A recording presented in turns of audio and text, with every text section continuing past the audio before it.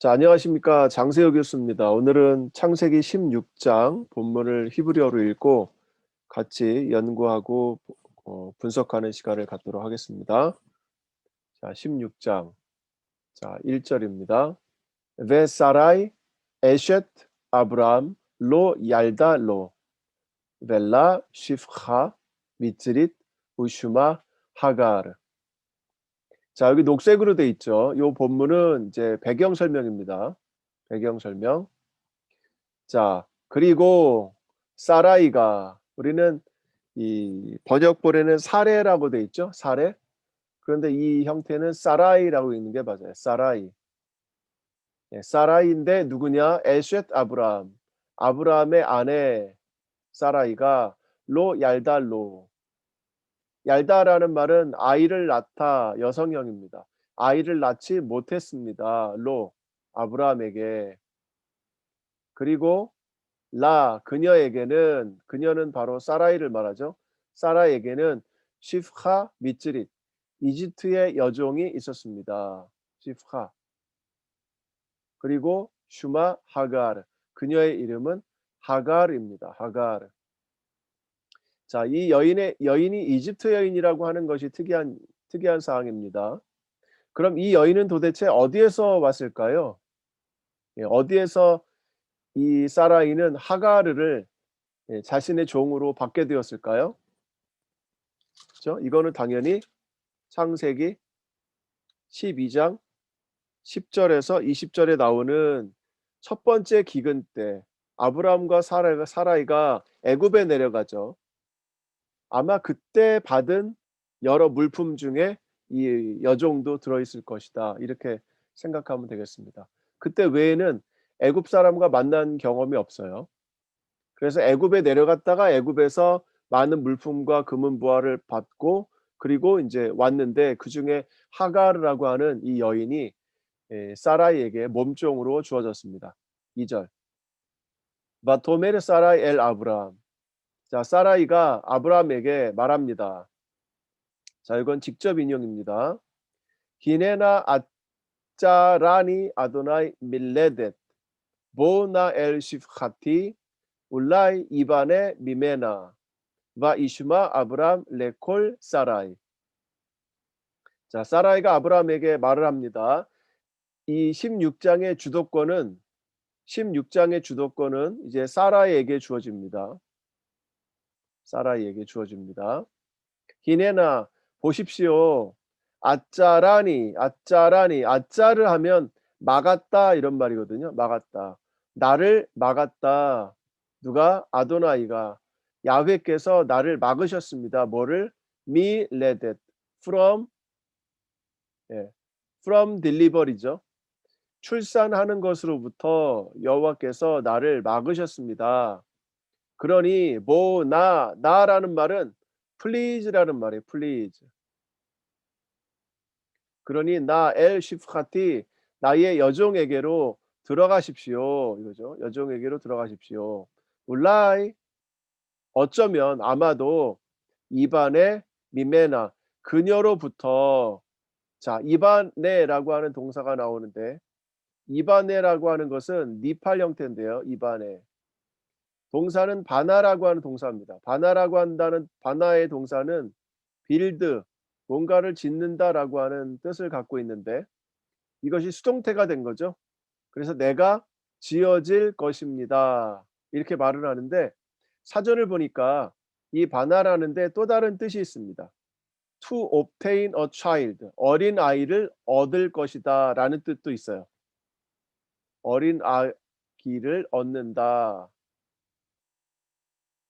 그러니까 여인이 지어진다고 한다는 것은 아이를 출산을 못하면 이 여인은 값어치가 없어지는 거죠.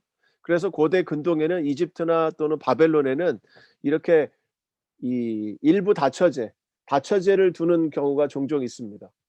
다처제를 두는 이유는 뭐냐면 첫째 부인이 아이를 얻지 못할 경우, 아이를 출산하지 못할 경우에 다른 여인으로부터 또 아이를 얻어야 하니까. 이 당시에는 아이를 얻는다는 것은 굉장히 중요한 일이죠. 어떤 생명을 얻는, 그래서 가게를 유지하고 가족을 유지하는 것뿐 아니라 노동력을 가져오는 겁니다. 집에 식구들이 많아야 노동력을 많이 얻을 수가 있어서 농사를 짓고 양을 키우고 하는 일들을 감당할 수가 있는 거죠. 그래서 아이가 없다고 하는 것은 첫째는 그 대가 끊어진다는 것, 두 번째는 우리 집을 세워갈 농사를 짓거나 목축을 할 일손이 부족하다, 노동력이 부족하다라는 두 가지 걸림돌에 걸리게 됩니다. 그래서 이 바나라고 하는 의미가, 이 동사가 사용된 것이 어떤 의미가 있는 것 같아요. 어린아이를 얻는다라고 하는 것은 그렇게 해석을 한 것이고, 기본적인 동사의 의미는 건축하다, 뭔가를 지어 나가다, 세워 나가다 이런 말이기 때문에, 예, 이 사라이는 자신이 세워진다고 하는 것은 아이가 있어야 세워진다는 거죠. 그런데 또 한 가지 문제는 뭐냐면, 하갈이라고 하는 여인이 자식을 낳으면 이 자식을 누가 갖는 거예요 그럼? 사레가 갖는 거죠. 이런 의미로 사레는 말을 하고 있습니다. 그래서 아브라함 보고 하갈한테 들어가라는 거죠. 당신이 하갈에게 들어가서 자식을 낳으면 이 자식은 내 거가 되는 거야, 내 걸로 삼을 거야 라고 하는 이런 계획이 사라에게는 있었던 겁니다. 이것이 가능한 이야기인가? 예, 가능한 이야기입니다. 가능한 이야기예요. 사라가 아브라함과 결혼을 해서 사라가 첫 번째 부인이 됐죠. 사라는 아브라함에게 하갈에게 들어가라고 말을 했죠. 그럼 하갈은 두 번째 부인이 됩니다. 이런 경우에 첫 번째 부인이 이 두 번째 부인인 하갈이 낳은 자식을 자기 아이로 취할 수 있는 권한이 있었던 거예요. 그러니까 사라는 그것을 욕심냈던 겁니다. 만약에 사라가 하갈의 자식을 자기의 자식으로 만들 수 없다, 만들 가능성이 없다라고 한다면 아브라함 보고 하갈에게 들어가라고 하지 못했을 거예요. 게다가 이 하갈은 애굽 여인이잖아요. 그죠? 애굽 여인. 아브라함은 어떤 사람입니까? 셈족이라 그랬죠. 셈족. 하갈은 함족이라 그랬죠. 셈 사람과 함의 사람이 결혼을 하게 되는 거죠. 아브라함이 함의 지역으로 와서 함 사람과 결혼하게 되는 거죠. 만약에 이 사라가 하갈의 자식을 자기의 자식으로 만들 수 없었다고 한다면 아마 들어가라고 하지 않았을 겁니다. 그래서 사라는 그런 생각을 가졌던 거죠. 하갈의 자식을 나의 자식으로 만들자. 그러면 내가 아이가 있는 엄마가 될 것이고, 그럼 나는 이 집을 더 든든하게 세워져 갈 것이다. 이렇게 생각을 한 거죠. 자, 그러자 아브라함은 레콜 사라이, 사라의 말을 들었습니다. 자, 여러분 요 표현 중에 재밌는 것이 샤마 레콜이라는 표현인데, 요 단어가 창세기 3장 17절 한번 봐 보세요. 내가 내 아내의 말을 듣고, 아내의 목소리를 듣고라고 할 때 이 단어하고 똑같아요. 이 샤마 레콜이라고 하는 것이 26장과 창세기 3장에서 발견됩니다. 그러므로 이 두 그림을 우리가 비교해 볼 수가 있어요. 어떻게 비교합니까? 여기서는 아브라함이 사라이의 말을 들었죠. 창세기 3장에서는 아담이 하와의 말을 들었죠. 자, 아담이 하와의 말을 들었다는 것은 무엇입니까? 그래서 타락하게 된 이유가 되는 거죠. 여기도 동일한 이유로 우리가 해석해 볼 수가 있겠습니다. 아브라함이 사라의 말을 들었고 그것이 문제를 해결하기에 좋은 계획인 걸로 생각이 됐는데, 그런데 그것이 또 다른 문제를 발생시키게 되는 거죠. 그죠? 하갈이 아내를 사라를 구박하게 되고, 그러면서 또 다른 문제가 발생하게 됩니다. 문제를 해결하기 위해서 사람이 계획을 세웠고 그 계획대로 진행이 되지 않고 또 다른 문제를 발생하게 한 거죠. 이런 구조가 어디서 발견됐습니까? 여기서도 발견이 됐죠. 여긴 무슨 사건이죠? 아브라함이 애굽에 내려갈 때 자기 아내를 누이라고 속이는, 그렇죠? 누이라고 이야기하면서 사람들이 당신을 얻기 위해서 나를 죽일 거야라고 말하면서, 그래서 나와 당신은 오빠와 동생 사이로 합시다, 이렇게 계획을 세웠을 때 그것이 문제를 해결해 줄 것 같았는데, 아브라함이 자신을 죽게 되는 그런 문제를 해결할 것으로 생각을 했는데 그것이 또 다른 문제를 낳게 되는 거죠. 그래서 바로가 사라이를 취하게 되는 그런 문제까지 연결이 됩니다. 이후에 하나님이 개입하셔서 그 문제를 해결하시죠. 바로 요런 구조의 틀이 여기서도 그대로 발견이 됩니다. 여기서 우리는 또 한 번 믿음이란 무엇인가에 대해서 생각을 하게 돼요. 믿음이란 무엇인가? 하나님이 15 장에서 이미 "내 태에서 나온 자식이 너의 뒤를 이을 것이다."라고 말씀을 해 주셨는데, 그렇죠? 15장 4 절. 이미 하나님이 후손에 대한 약속을 해 주셨는데, 그런데 16 장에 와서 사라이는 이 약속을 들었음에도 불구하고 다시 자신이 계획을 세웁니다. 자신이 계획을 세워서 이 문제를 해결하려고 해요. 왜? 과연 이 여인에게 믿음이란 있었을까? 아브라함에게 믿음이란 있었을까? 이런 질문을 계속해서 던지게 됩니다. 여러분, 이런 질문은 16 장에서 18 장까지 계속해서 이어져 나가게 돼요. 세 가지 사건이 16 장에서 18 장에 등장을 하는데, 이 사건 속에서 정말 믿음이란 무엇인가? 아브라함의 믿음이란 무엇인가? 하나님이 자식을 줄 것인가라고 하는 이 신앙의 문제, 믿음의 문제에 계속해서 이들은 직면을 하게 됩니다. 그 첫 번째가 바로 오늘 우리가 보는 16 장이에요. 여러분, 이 아담과 하와의 이 타락 사건, 그리고 창세기 12장 10절에서 20절에 나오는 아브라함의 거짓말 사건, 이미 하나님이 주신 약속에 대해서 믿지 못하고 자신의 눈에 보기에, 자신의 판단과 계획에 따라서 문제를 풀어 나가려고 했던 그 사람의 어리석음으로 인해서 발생하는 그런 문제들, 이런 문제들의 모습을 우리들에게 보여주고 있습니다. 그래서 이 창세기 12장부터 18장까지는 바로 우리들에게도 그대로 적용될 수 있는 그런 문제인 것 같아요. 하나님의 약속은 존재하지만, 그러나 그 약속이 아직 성취되지 않은 그 애매한 사이, 이미와 아직 사이에 있는 그 우리 그리스도인들의 삶이 과연 하나님을 어떻게 믿을 것인가, 그리고 그 믿음을 어떻게 유지할 것인가, 현재의 우리에게 이루어지지 않은 그 하나님의 약속을 우리는 얼마나 믿고 나아갈 것인가에 대한 우리 앞선 믿음의 선진의 삶을 우리가 여기서 보게 된다는 겁니다. 그런 의미에서 우리는 이 본문들을 계속 같이 설교하고 성도들과 나눔으로써 과연 믿음이 무엇인가에 대해서 좀 정리하고 확고히 할 수 있는 그런 장으로 우리가 활용을 하면 좋을 것 같다는 생각이 들었습니다. 3절 보겠습니다. 바티칵 사라이 에셋 아브람. 자, 사라이가 아브라함의 부인. 자, 여기 히브리어 성경을 볼 때는요, 내러티브를 볼 때는 어떤 단어들을 어떻게 선택했는가를 우리가 자꾸 봐야 돼요. 자, 여기 보시면 사레를 누구라고 했죠? 아브라함의 아내라고 불렀죠. 그죠?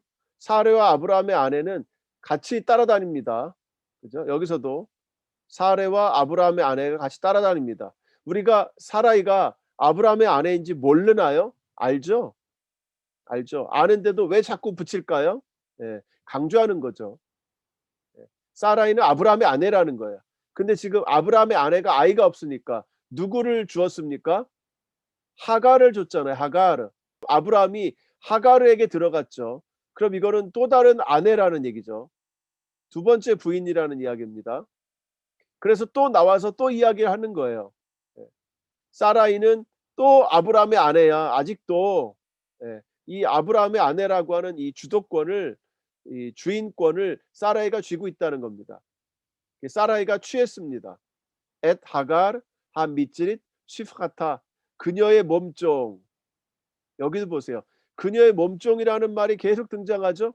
여긴 나의 몸종, 여기는 이집트인 몸종, 여기는 그녀의 몸종. 자, 보세요. 세 번이나 반복이 되죠. 이것도 하갈과 사라이를 구분하는 겁니다. 나는 아브라함의 아내고, 하갈의 특징은 뭐예요? 이집트 여인이며 몸종이다 이거죠. 이것이 계속 따라다니는 거예요. 이것으로 하갈을 자꾸 올가매는 겁니다. 그러니까 너는 나와 굉장히 큰 차이가 있는 존재다라는 거죠. 그래서 이제 그 하갈에게서 난 아이로 '내가 세움을 받겠다. 내 아이로 취하겠다.'라고 하는 그런 의도가 이 사라이에게 있었던 거죠. 자, 취했습니다. 언제 취했습니까? 미켓 에세르 샤님 레쉐벳 아브람 베에렛 크나안 바티텐 오타 레 아브람 이샤 로레 이샤. 자, 미켓 에세르 샤님 10년 끝에 이런 말이죠. 그러니까 가나안 땅에 머문 지 10년 끝에 아브라함이 75세 출발해서 아마 가나안 땅에 이때쯤 왔을 거예요. 우르에서 출발했으니까. 이때 출발했습니다. 여러분, 우리가 16장 끝부분에 가면 하갈이 아브라함에게 이스마엘을 낳은 게 86세에 낳았거든요. 그죠? 그러니까 이게 11년이죠. 11년. 여기는 10년이고 10년 끝이니까 11년째에 이스마엘을 출산한 거죠. 시간적인 상황은 이렇습니다. 그리고 이게 언제입니까? 언제 10년 끝이에요?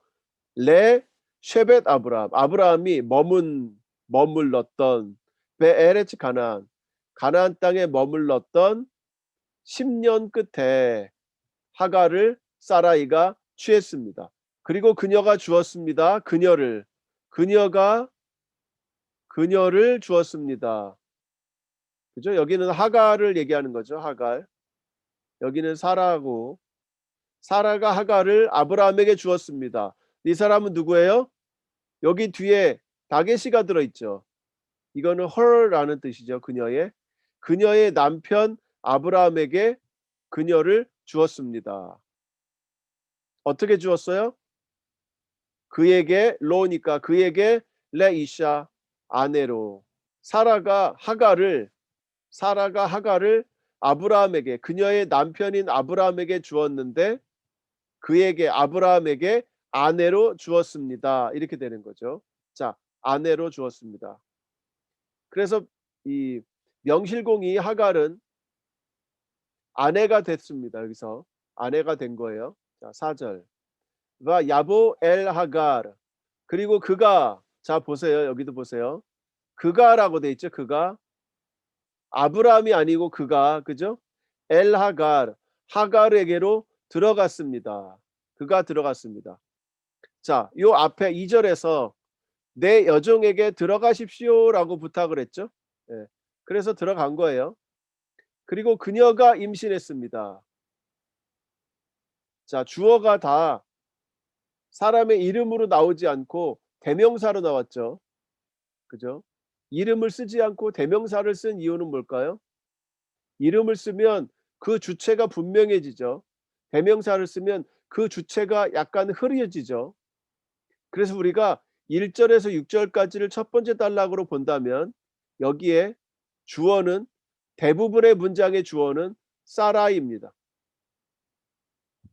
그리고 다른 사람의 주어가 간혹 나오긴 하지만 대부분이 대명사로 등장해요. 누가? 아브라함이나 하갈은 대부분이 대명사로 등장합니다. 이것은 이유가 뭐예요? 사라이가 주동 인물이다 이거죠. 우리가 아까 12장 10절에서 20절에 주동 인물이 누구였죠? 아브라함이었죠. 예. 아브라함이 문제를 해결하기 위해서 아내를 누이라고 속이고 모든 일들을 다 계획을 하죠. 그처럼 이곳 16장 1절에서 6절까지는 문제를 해결하기 위한 주동 인물이 바로 이 사라이라는 겁니다. 그래서 여기에 등장하는 이 동사들의, 주동사들의 주어를 대명사로 만들어 버린 거예요. 바 야보 엘 하갈 바 타할. 그가 하갈에게 들어갔고 그리고 그녀가 임신했습니다. 바 테레 키 하라타. 그리고 그녀가 보았습니다. 그녀가 임신했다는 것을. 여기는 똑같이 하갈이겠죠. 하갈이 자신이, 그녀가 임신했다는 것을 알았고 바 테칼 그비라타 베 에이네이하. 그녀가, 테칼은 무슨 동사죠? 칼날이란 동사입니다. 칼날이란 말은 창세기 12장 3절에 아브라함을 저주하는 자를 내가 저주할 것이요, 내가 축복하는 자를 축복할 것이고 너를 저주하는 자를 내가 저주할 것이다 라고 할 때 칼날과 아라르라고 하는 이 쌍 동사가 사용이 됐죠. 이 쌍으로. 이 칼날이라고 하는 동사가 두 번째로 사용된 데가 바로 여기입니다. 이 하갈이 그비라타 그녀의 여주인을 베에이네이하 그녀의 눈으로 경멸했습니다. 이런 말이에요. 경멸했습니다. 그래서 이제부터 하갈은 사라이에게 고난을 당하게 됩니다. 왜? 이런 칼날을 했기 때문에. 5절. 바 토메르 사라이 엘 아브람. 자, 사라이가 이제 아브람에게 말합니다. 자, 이 앞에도 보면 사라이가 아브람에게 첫 번째 말을 걸죠. 그죠? 그다음에 두 번째 사라이가 아브람에게 두 번째 말합니다.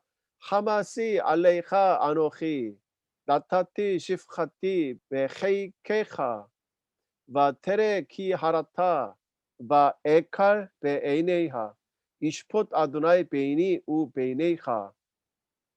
자, 하마스라고 하는 것은 잔혹한 폭력, 공격 이런 걸 말하거든요. 예. 우리 번역본에서는 모욕이라고 번역을 했는데 어쨌든 이 모욕, 공격, 잔인함 이런 걸 말해요. 하마시 알레이하 아노히 나의 모욕이 당신에게 있습니다. 내가라고 하는 이 대명사를 I예요. I. 내가라고 하는 이 인칭 대명사를 제일 뒤에 써서 강조를 했습니다. 하마스 내가 받은 이 모욕 알아? 당신? 이거 당신 거야. 내가 받았단 말이야. 이런 말이죠. 사라이가 받은 경멸을 사라이는 아브람에게 넘기는 걸까요?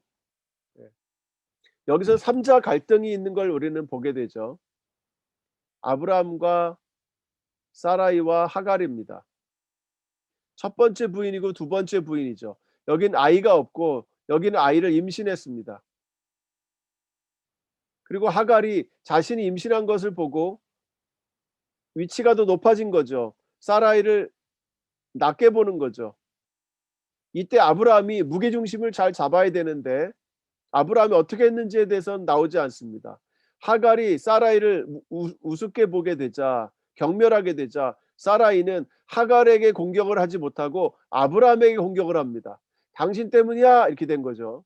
자, 나타티 시프카티 베 헤이케하 당신의 품에 내 여종을 내가 주었는데 그렇죠?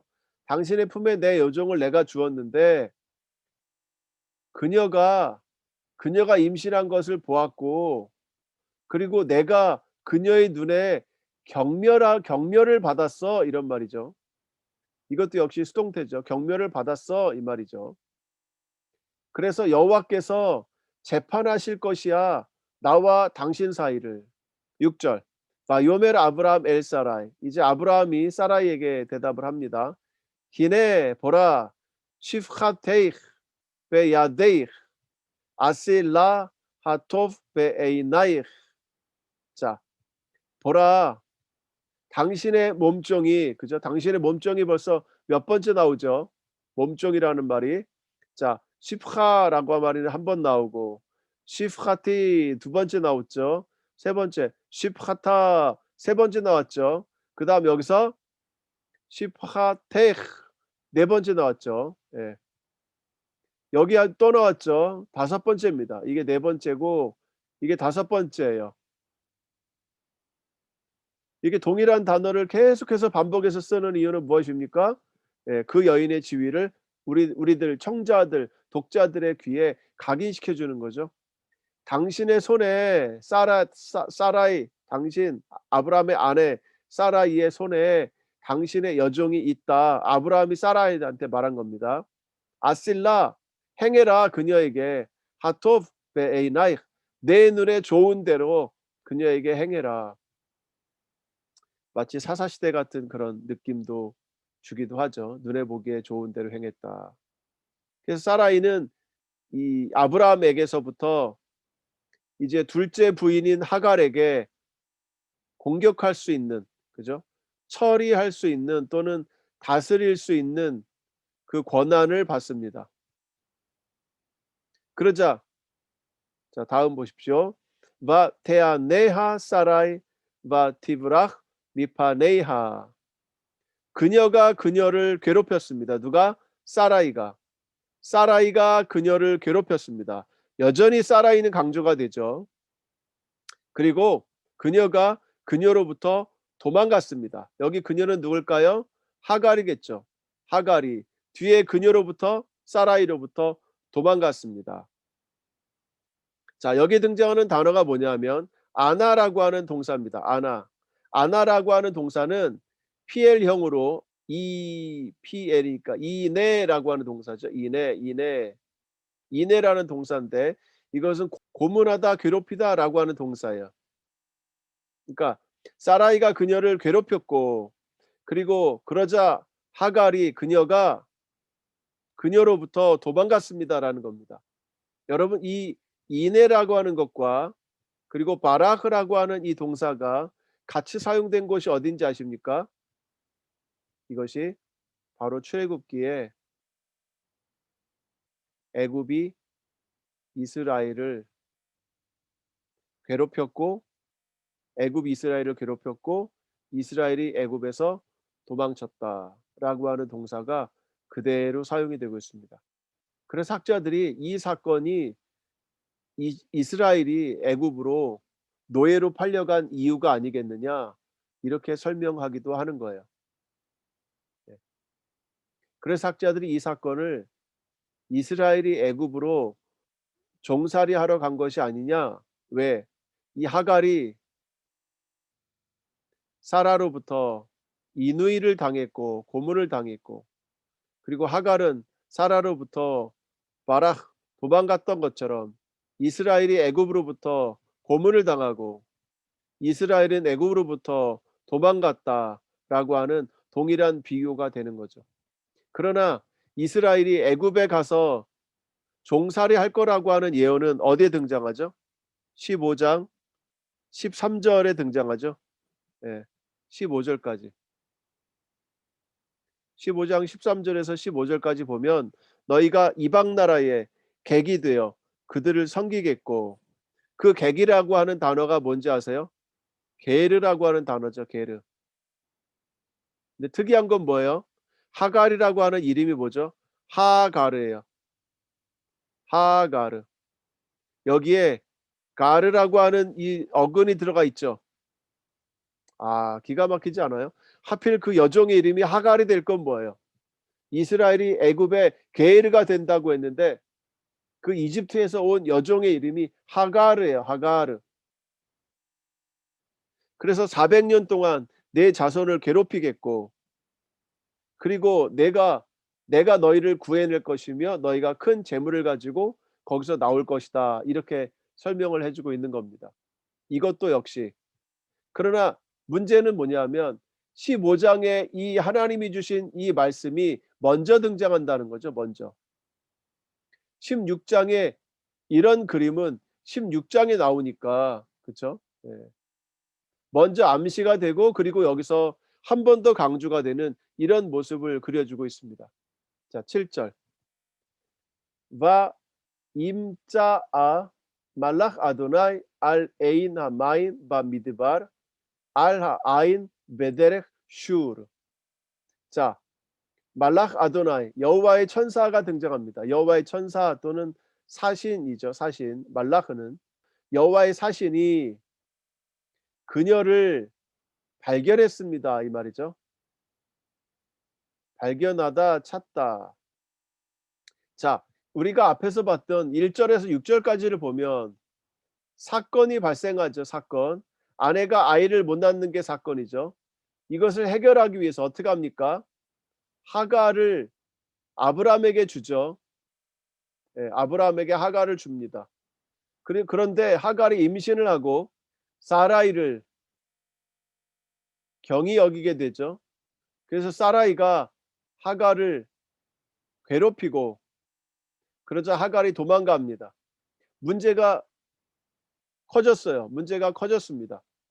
문제를 해결하려고 하다가 새로운 문제가 나와서 문제가 또다시 생겼습니다. 이 문제를 두 번째 발생한 이 문제를 어떻게 해결하느냐? 바로 여호와의 천사가 등장해서 해결을 해 주는 거죠. 마치 12장 10절에서 20절 사이에 그 문제를 하나님이 바로에게 나타나서 문제를 해결해 준 것처럼 여기서는 여호와의 사신이 나타나서 누구에게 나타납니까? 여기서는 사신이 하갈에게 나타납니다. 하갈에게. 하갈을 발견합니다. 그리고는 어디서 발견합니까? 광야에 있는 물이 있는 샘 근처에서 발견합니다. 그건 어디입니까? 어느 샘이에요? 술로 가는 길이라는 거예요. 술. 이 술이라고 하는 곳은 성경에 여러 차례 등장합니다. 이집트로 가는 그 광야에 있는 이 장소가 술이라고 하는 곳이에요. 술. 이 술이라고 하는 장소는 창세기 20장 1절, 25장 18절, 출애굽기 15장 22절, 이스라엘 백성들이 애굽에서 나와서 머물던 데가 술이라는 곳이 있어요. 창세기 20장 1절, 25장 18절 다 애굽으로 내려가는 길에 있는 지역을 말합니다. 애굽 가까이 있는 곳이에요. 이 여인이 하갈이 애굽 가까이까지 갔다는 말이에요. 왜? 애굽으로 가려고. 애굽이 뭐예요? 친정이죠. 친정으로 가려고 애굽 쪽으로 내려간 겁니다. 계속 남쪽으로 내려간 거예요. 그런데 그 내려가는 길목을 누가 막아섰습니까? 여호와의 사신이 막아선 거예요. 여호와의 천사가 막아선 겁니다. 그리고는 여호와의 천사가 말합니다. 하갈 시프핫 사라이. 그런데 여호와의 천사도 뭐라고 말합니까? 이 하갈을 시프핫 사라이라고 말해요. 너는 사라이의 여종이야, 몸종이야 라는 거예요. 여전히 몸종이라는 거죠. 하갈은. 에이 미제 바타, 너 어디서 왔느냐? 왜 아나 텔히, 어디로 갈 거냐? 묻습니다. 하나님이 사람에게 나타나서 묻는 질문이 이거죠. 너 어디서 왔느냐? 왜 여기 와 있느냐? 어디로 갈 거냐? 어디서 와서 어디로 가느냐? 이것을 묻는 거예요. 네. 어디서 와서 어디로 가겠느냐? 우리에게도 날마다 물으시는 거죠. 어디로 가겠느냐? 어디로 가겠느냐 묻는 거죠. 그러자 하갈이 대답합니다. 여기도 하갈이란 이름이 빠져 있죠. 하갈이 대답합니다. 미프네이 사라이 그비르티 아노히 보라핫, 나의 여주인 사라이로부터 내가 도망치고 있습니다. 내가 도망치고 있습니다. 이 하갈은 정답을 말한 거죠. 거짓말을 말하지 않고 진실을 말했죠. 사라이로부터 도망쳤습니다. 자, 도망쳤다라고 하는 말은 뭐죠? 하갈에게 잘못이 있는 거예요? 없는 거예요? 예. 잘못이 없는 거죠. 잘못이 없으니까 도망치는 거죠. 내가 불의의 대접을 받으니까, 내가 이런 대접을 받으면 안 되는데 불의한 대접을 받으니까 나는 도망간다는 거죠. 그러니까 하갈은 당당한 거죠. 하갈은 당당한 거예요. 나는 문제가 없는데 지금 내 주인이 나를 잘못 다루어서 내가 지금 도망치고 있습니다. 그러자 9절 요메를라 말락 아도나이, 여호와의 천사가 또 그녀에게 말합니다. 자, 여호와의 천사가 말한 것이 한 번, 여기가 두 번째죠. 슈비 엘 그비르테흐 베 히트 아니 타핫 야데이하. 자, 슈비 너는 돌아가라. 여자 2인칭 단수예요. 너는 돌아가라. 누구에게로? 내 안주인에게로 돌아가라. 베 히트 아니 타핫 야데이하. 그리고 그녀의 손 아래에서 너는 겸손해라, 이런 말이죠. 예. 그녀의 손 아래에서 너는 겸손해라, 복종해라, 이런 말입니다. 그런데 재밌는 것은 이 복종하라는 단어도 역시 아나라는 동사가 들어있어요. 아나. 우리 앞에서 이 아나라는 동사를 봤죠. 여기서 봤죠. 여기서 아나, 그죠? 아나. 예. 이 앞에서는 괴롭히다라고 우리가 이해했죠. 괴롭히다. 여기서는 괴롭힘을 당하게 되다라는 말이에요. 그러니까 너는 그녀 아래에서 그냥 괴롭힘을 당하고 살아, 이런 말이에요. 그러니까 복종하래. 복종해라 이겁니다. 자, 이 동일한 동사가 다른 형태로 다른 의미로 두 번이나 사용이 됐습니다. 그렇죠? 그리고 여호와의 천사는 하갈에게 돌아가라고 말하고 있어요. 돌아가라. 돌아가라. 돌아가라고 하는 것이 하갈에게 납득이 될까요? 돌아가면 당연히 여주인이 더 구박할 텐데 어디 갔다 왔느냐고 더 따지고 구박할 텐데 돌아가라고 합니다. 하나님께서 돌아가라고 말하실 때는 그만한 충분한 이유가 있겠죠. 예. 그래서 그다음에는 그 이유가 설명이 되고 있습니다. 10절. "와요메르 라 말락 아도나이 하르바 아르베 엣 자르엑 벨로 이사펠 메로." 자, 여호와의 사신이 그녀에게 또 말합니다. 자, 이 여호와의 사신의 말 세 번째죠. 자, 여호와의 사신이 말 첫 번째 했고, 여호와의 사신이 말 두 번째 했고, 여호와의 사신이 말 세 번째 했습니다. 하갈에게 또 말했습니다. 하르바 아르베, 내가 정말 많게 하겠다. 내 후손을. 자, 후손에 대한 약속을 여기서 주는 거예요. 지금 12장부터 발생하는 문제가 뭐죠? 후손에 대한 약속이죠. 또 하나의 문제는 땅에 대한 약속인데, 땅에 대한 약속은 이미 15장에서 애굽에 다녀와야 땅을 준다는 것이 결정이 났기 때문에 땅에 대한 약속은 결정이 난 걸로 보고, 그리고 여기는 이미 하나님이 스스로 계약을 맺으셨으니까 예, 이거는 해결됐다고 보고, 아직 후손의 문제는 해결이 안 됩니다. 몇 장에서 해결이 됩니까? 후손의 문제는 21장에 가서 해결이 됩니다. 그렇죠? 여기서 이삭이 태어나는 거예요. 그러니까 21장 갈 때까지 계속 반복적으로 후손은 시험거리가 되는 거예요. 믿음의 훈련을 받는 겁니다. 이 후손에 대한 감사한 것은 끝이 있다는 거죠. 우리는 알고 있지만 본인 당사자는 끝없는 시험인 것처럼 여겨지죠. 끝이 있다는 것을 아는 것이 믿음이라는 겁니다. 끝없는 시험이라고 하는 것은 그 믿음이 약한 거죠. 그래서 이 16장에서도 사라이는 끝없는 시험을 당하고 있는 거예요. 그러나 우리는 알고 있죠. 21장에 가면 끝이 있다는 것을. 그래서 우리는 믿음을 간직할 수 있는 거죠. 끝을 본 자는 믿음을 유지할 수 있는데 끝이 없다고 생각하는 자는 믿음을 간직하기가 어려운 거죠. 그런데 이런 후손에 대한 약속이 지금 누구에게 필요합니까? 아브라함과 사라이에게 필요한데, 지금 여기서는 또 이 약속을 누구에게 줍니까? 이제는 하갈에게 줍니다.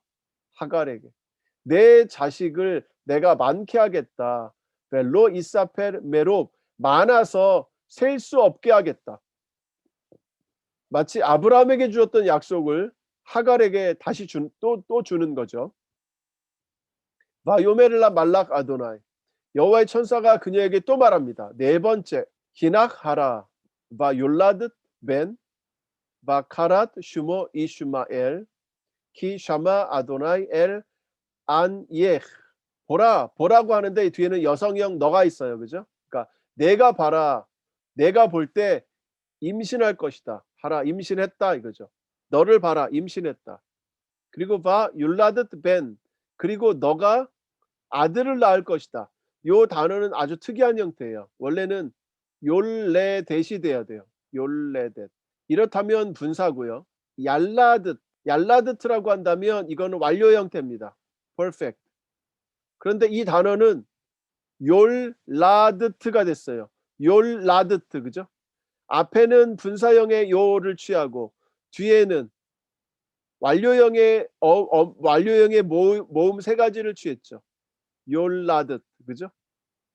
그래서 분사와 완료형이 섞여 있는 형태예요. 굉장히 특이하죠. 분사와 완료형이 섞여 있는 형태를 취하고 있습니다. 예, 아주 재미난 형태예요. 어떻게 해석할까요? 앞에 하라가 완료형이니까 여기는 임신했고 아직 아이를 낳진 않았잖아요. 그러니까 분사로 해석을 해도 좋을 것 같고, 그죠? 분사로. 예. 그래서 아들을 너는 낳을 것이다. 그리고 너는 그의 이름을 이슈마엘이라고 해라. 이슈마엘이라고 하면 이슈마라고 하는 동사와 엘이라고 하는 명사가 합쳐져 있는 거죠. 이슈마라고 하면 그가 들을 것이다. 엘이 들을 것이다. 이렇게 되는 거죠. 엘이 들을 것이다 이겁니다. 그러니까 너는 그의 이름을 이슈마엘이라고 해라. 왜? 샤마 아도나이 엘 오니 예 오니 오니라는 말이겠죠. 오니 오니. 오니라는 말도 역시 고통이겠죠. 고통. 여기서 나왔죠. 고통, 억압, 압박 이거죠. 고통, 억압, 압박. 여기도 고통, 억압, 압박. 여기서도 나왔죠. 벌써 이렇게 세 번이나 걸쳐서 또 이 예 아나라고 하는 이 단어가 사용됐습니다. 핍박을 받는다라고 하는 것이 또 사용됐습니다. 여호와께서 너희의 핍박을 들으셨다. 예, 들으셨다. 그죠? 여기서는 여호와라고 했고 여기서는 엘이라고 했고 그죠? 예. 괜찮습니다. 자 12절. 외후 이에 페레 아담 야도 바콜 베얏 콜보 베알 푸네이 콜 에합 이시콘. 그리고 그는 이슈마엘이겠죠. 그는 페레 아담 사람인데 들락이죠. 이 들락이라는 용어가 성경에 몇 번 등장을 합니다. 예레미야 2장 24절, 호세아 8장 9절. 여기를 보면 사막에 살면서 나귀보다는 말에 더 가깝고 사회적인 관습에 속박받지 않는 개성이 강한 스타일을 묘사할 때 들나귀를 사용한다 그래요. 그러니까 사람인데 들나귀예요. 사람인데 들나귀가 될 것이다. 예. 야도 바콜 그의 손이 모든 사람들에게 놓일 것이며 얏콜 모든 사람의 손이 그에게 놓일 것이다. 이런 말이죠. 그러니까 무슨 말이에요? 서로가 서로를 공격한다는 말이에요. 서로가 서로를 친다는 말이에요. 여기에 친다라고 하는 동사는 없습니다. 친다라고 하는 동사는 이제 히카라고 할 수 있겠죠. 히카. 그죠? 히카. 이게 때리다, 치다, 쳐서 죽이다 이런 동사거든요. 근데 그 동사는 여기에는 빠져 있습니다. 그러니까 그의 손이 모든 사람에게 칠 것이고 모든 사람의 손은 그를 칠 것이다. 그러니까 서로 간에 막 공격하고 받고 이런 상황을 말하는 거죠. 알푸네이 콜 에합 이시콘 그의 모든 형제들의 면전에서 그가 머물 것이다 이런 말이죠. 그러니까 면전에서 면전 앞에 두고 이러니까 이 말을 좀 공격적으로 바꾸면 대항해서 싸우면서 예, 이런 예, 맞은편에 뭐 이런 의미로 우리가 사용할 수가 있겠습니다. 이것이 이스마엘의 삶이라는 거죠. 이스마엘의 이야기라는 거예요. 자, 우리가 지금 7절부터 보고 있습니다. 그죠? 7절부터 하갈이 도망쳐 나왔고 그리고 광야에서 여호와의 천사가 개입했다 그랬죠. 개입해서 두 번, 세 번, 네 번에 걸쳐서 여호와의 천사가 하갈에게 말을 해주고 있습니다. 여러분 이렇게 말을 해주는 동안에는요 아무도 언급되지 않았죠. 하갈만 듣고 있는 사람이고 사라도 이 무대 이 7절에서 나오는 이 장소에서 사라도 빠져 있고 아브라함도 빠져 있습니다. 모든 사건이 여기서 멈춰 있는 것 같죠. 자 13절 바티크라 쉔 아도나이 하 도벨 엘레이하 그러자 그녀가 불렀습니다. 무엇을? 야훼의 이름을 불렀습니다.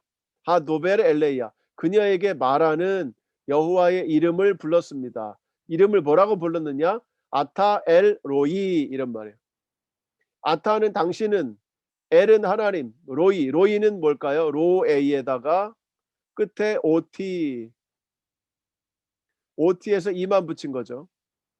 나를 보시는 분 이런 말이죠. 이것을 좀 어려운 영어로 하니까 나를 살피시는 하나님, 나를 감찰하시는 하나님 이렇게 번역이 되는 거죠. 아타 엘 로이 이렇게 하나님의 이름을 부른 거예요. 하나님의 이름이 당신은 감찰하는 하나님입니다. 이렇게 이름을 부른 거예요. 키 아므라 하감 할롬 라이티 아하레이 로이. 네. 자, 요 구절은 좀 어려운 구절입니다. 자, 그녀가 말했습니다. 그죠? 그녀가 말했습니다. 왜 그녀가 말했느냐? 그 이유를 설명하는 거죠. 하감. 이 하라고 하는 것은 의문문으로 해석을 해야 돼요. 그래서 역시 할롬은 여기서란 말이고 라이티 내가 보았습니다. 어떻게 언제 로이 나를 보시는 분 뒤에 아니면 여기서 나를 보시는 분을 뒷모습을, 그죠? 뒷모습을 내가 보았습니다. 우리 번역본은 어떻게 해석했냐면 내가 어떻게 여기서 나를 살피시는 하나님을 배웠는고 이렇게 해석을 했죠. 그러나 학자들은 일반적으로 여기서 나를 보시는 분을 내가 진짜 보았나?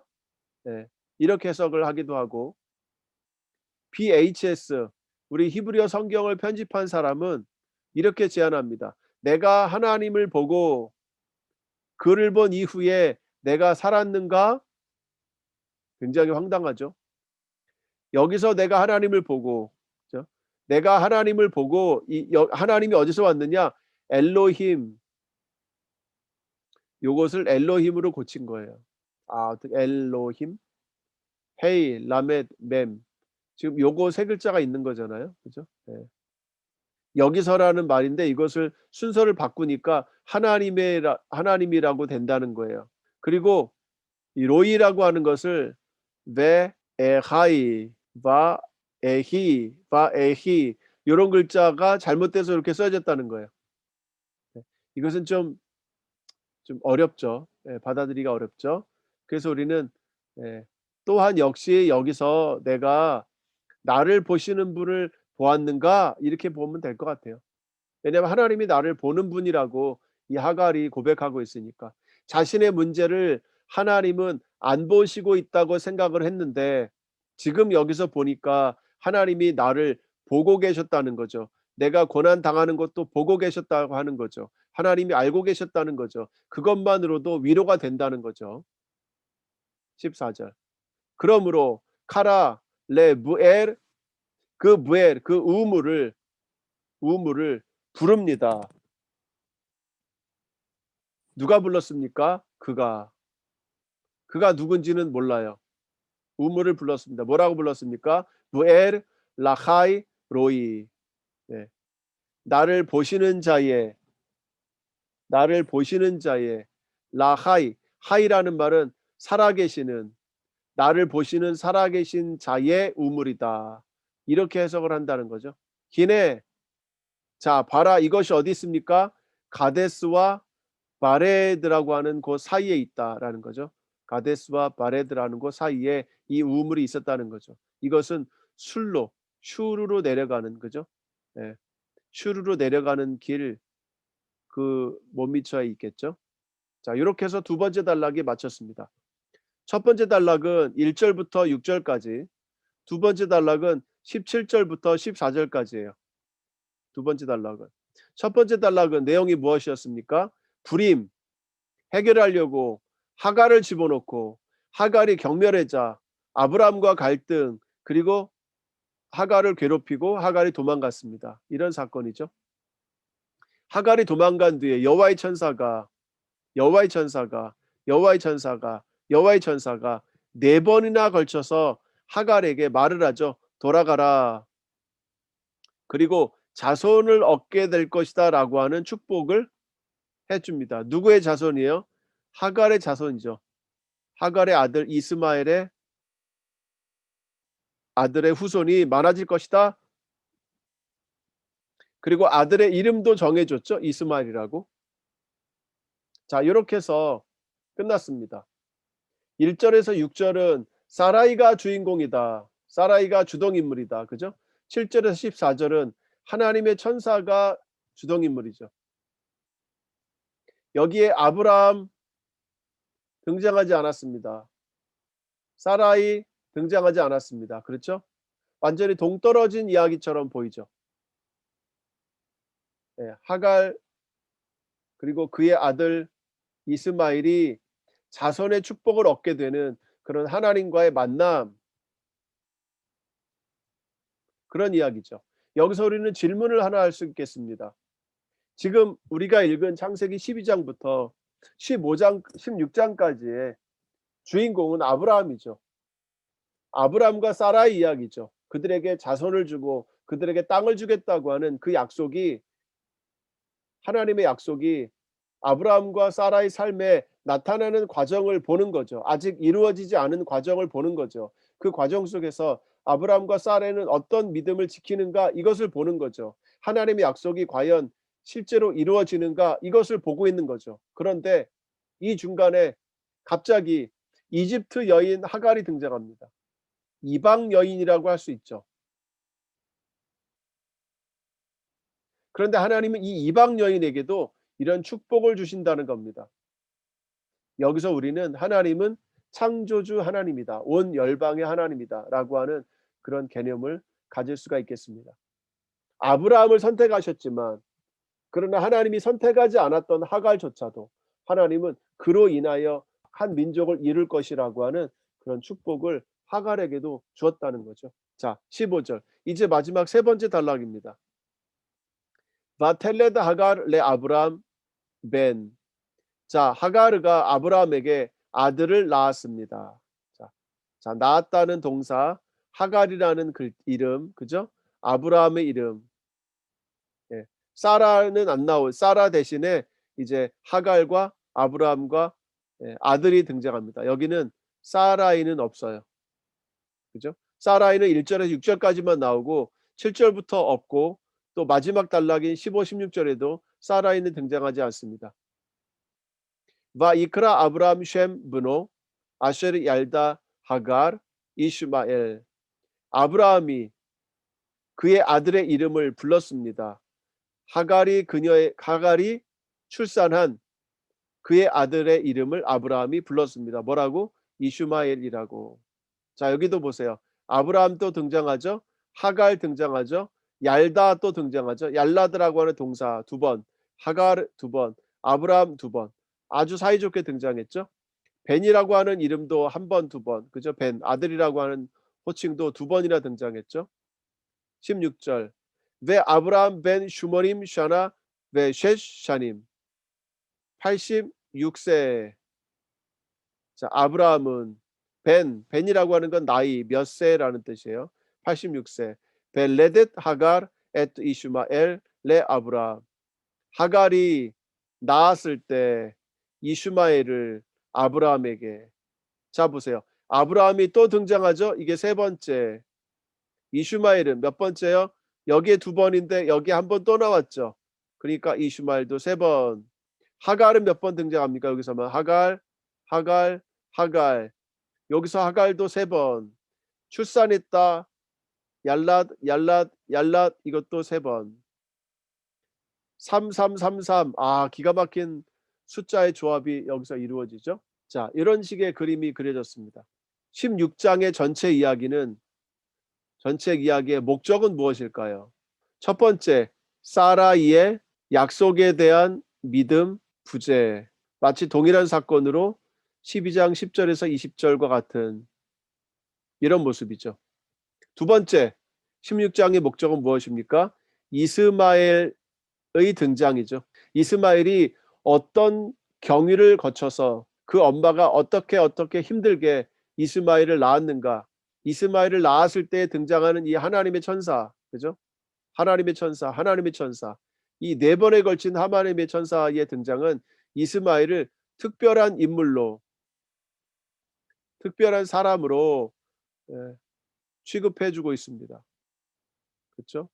이런 약속, 거기다가 이름을 주심, 그렇죠? 이름 주심, 이것도 들어있다는 거죠. 이것이 16장의 목적이죠. 또 16장에서 등장한 목적은 이집트인과 이스라엘 사람 간의 관계가 어떻게 될 것인가 라는 거죠. 여기서는 이스라엘 사람인 사라이가 이집트인인 하갈을 못살게 굴었고, 그죠? 그래서 하갈이 도망을 친 그런 기록이죠. 이런 것으로 볼 때 앞으로 15장에서 그려진 애굽에서의 종살이, 고난, 고통, 그리고 도망, 이것의 전조가 되는 사건이 바로 여기에서 우리가 이것을 그려볼 수 있습니다. 이게 정반대로 이루어지는 거죠. 정반대로. 여기서는 이집트인이 이스라엘에게서 도망을 가려고 했던 것이고, 여기서는 이스라엘이 애굽에게서 도망가려고 했던 사건인 거죠. 종살이 하다가 못 미쳐서. 이런 동사가 아나라고 하는 동사, 그죠? 이것이 반복적으로 또 바라흐라고 하는 동사가 반복적으로 사용이 되는 겁니다.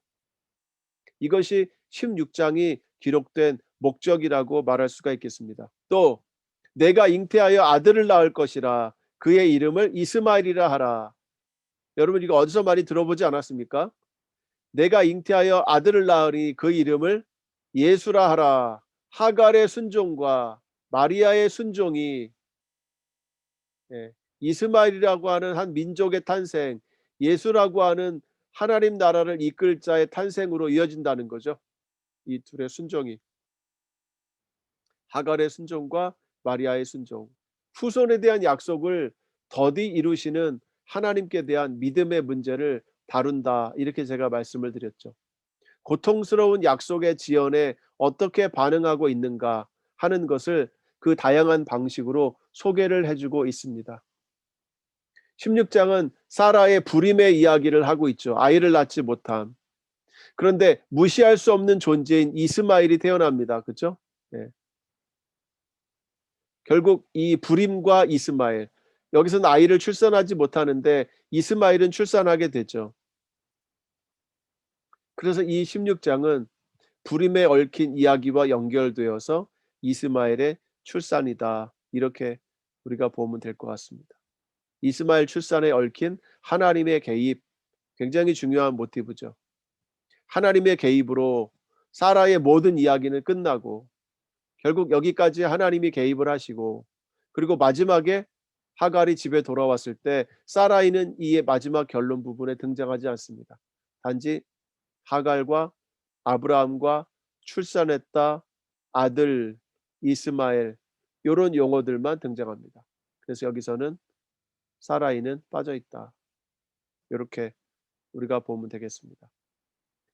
여기에 등장하는 이스마엘은 또 한 가지 아브라함을 시험하는 요소로 작용하게 되죠. 그렇죠? 이스마엘이 내 후사를 이을 것이냐? 아니면 하나님이 또 다른 사라를 통해서 아들을 줄 것이냐? 왜? 하갈도 아브라함의 아내이니까. 그렇죠? 이 이스마엘은 또 다른 시험거리로 아브라함의 인생에 남아 있게 됩니다. 자, 이상으로 창세기 16장 강의를 마치도록 하겠습니다. 함께 해주셔서 감사합니다.